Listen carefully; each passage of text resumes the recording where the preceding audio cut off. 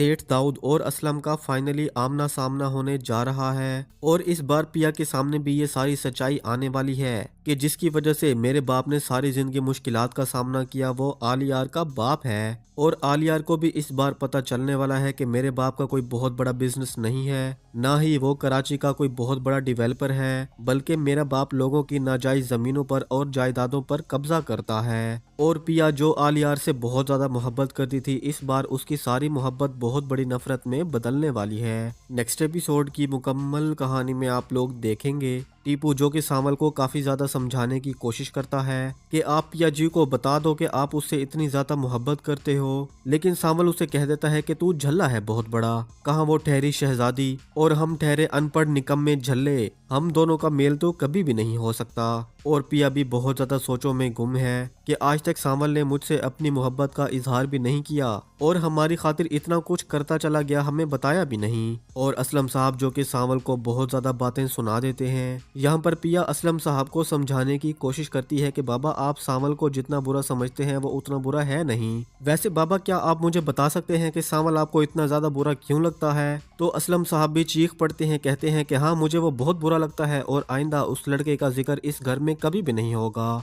और अगले दिन आलियार जो कि पिया को कॉल करके बताता है कि फाइनली मेरे पेरेंट्स मान चुके हैं और इस वीकेंड पर मेरे पेरेंट्स तुम्हारे घर तुम्हारा रिश्ता लेने के लिए आने वाले हैं। पिया उसे कहती है कि मेरा इस वक्त मजाक का कोई मूड नहीं है, प्लीज मुझे सच सच बताओ। हाँ पिया मैं सच कह रहा हूँ, मेरे पेरेंट्स तुम्हारे घर आने के लिए मान चुके हैं। और पिया जो कि ये सुनकर बहुत ज्यादा खुश हो जाती है, उसे तो रात को नींद ही नहीं आती, सारी रात अपनी और आलियार की पेंटिंग्स बनाती रहती है और फाइनली सोचती है कि मुझे मेरी मोहब्बत मिलने जा रही है। सुबह उठकर पिया जो कि अपनी माँ को भी ये खुशखबरी सुनाती है, उसे बताती है कि अम्मा इस वीकेंड पर ना आलियार के पेरेंट्स हमारे घर आ रहे हैं रिश्ता लेने के लिए। तो पिया के घर में तो तैयारी शुरू हो ही जाती है और फाइनली वो दिन आ ही जाता है जब सेठ दाऊद अपने बेटे का रिश्ता मांगने के लिए पिया के घर पहुंचने वाला है। सेठ दाऊद जब पिया के घर जाने लगता है तो आलियार से कहता है कि हम लोग ना तुमसे बहुत ज्यादा मोहब्बत करते हैं, तुम अच्छी तरह से जानते हो कि तुम्हारी खुशी से बढ़कर हमारे लिए कोई खुशी नहीं है। तो आलियार जो कि अपने बाप का बहुत ज्यादा शुक्रिया अदा करता है, उनके गले मिलता है